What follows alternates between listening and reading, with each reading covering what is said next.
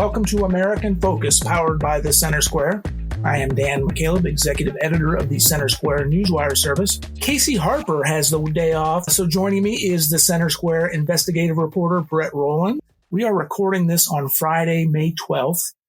Brett, across the country, it seems for the past year, 2 years, maybe, there has been a national debate and state-focused debates about LGBTQ rights. One of the things that has been contentious, particularly between Republicans and Democrats, both in the states, but also nationally, has to do with things such as like drag queen performances in which children are invited to attend these things. It's been controversial. And another thing that's been happening, Casey Harper has reported on this at the federal level, is how federal departments, federal agencies are incorporating things like diversity and inclusion policies in their things, including when it comes to LGBTQ things. One of the concerns among Republicans, at least, is these kinds of new policies are hurting our military preparedness. The Department of Defense is one of the agencies that have put these kinds of policies in place. Well, a Republican lawmaker this week said he wants to prohibit the U.S. Department of Defense from using taxpayer funds for things like drag queen shows and other adult cabaret performances. Tell us more about this. Well, this was sort of interesting, and it's been in response to, as you mentioned, the sort of culture wars over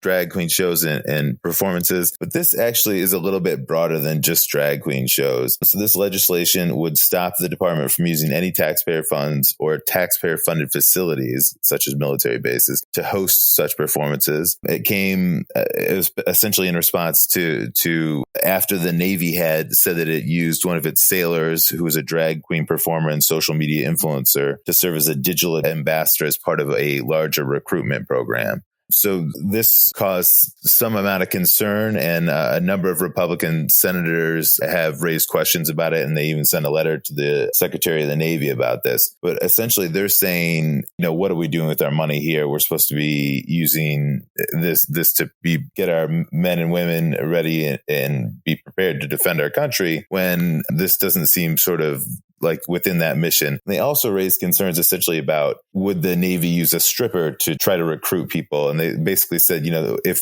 our military is going to be a professional workplace, we need to sort of clean up standards around this. They want to make sure that there's no money being used for this. And they sort of broadly defined adult cabaret performances as a performance that features topless dancers, go-go dancers, exotic dancers, strippers, or male or female impersonators who provide entertainment that appeals to a prurient interest, which I think is interesting, but it's certainly a lot there, huh, Dan?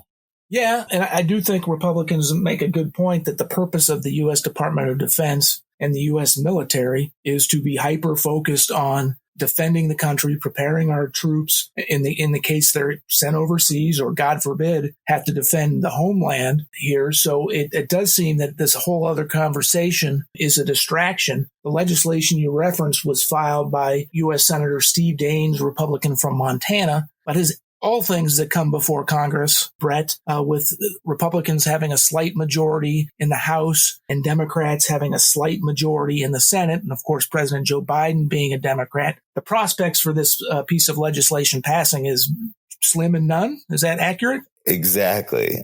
So I think but we're going to see more of this. And I think that this shows us a couple of things. Certainly this bill's not going to pass, but it shows you, one, where the two sides are at and what they would like to get passed if they could have their way. And I think that those are interesting prospects, just to look at how far apart they are on some of these issues. And I don't know that we're going to make any progress here. It certainly doesn't seem like there's middle ground. Well, this certainly is a cultural issue that has divided the country for the past couple of years. Well, it's not just cultural, though, because in this case, there's real concern about taxpayer dollars being used for this, too. So that I think would really go into not just, how people may or may not feel about drag shows, but about, military using DoD funding for that type of performance. Excellent point. Thank you for clarifying that. Certainly how government spends taxpayer dollars needs to be scrutinized by media and by voters and taxpayers, etc.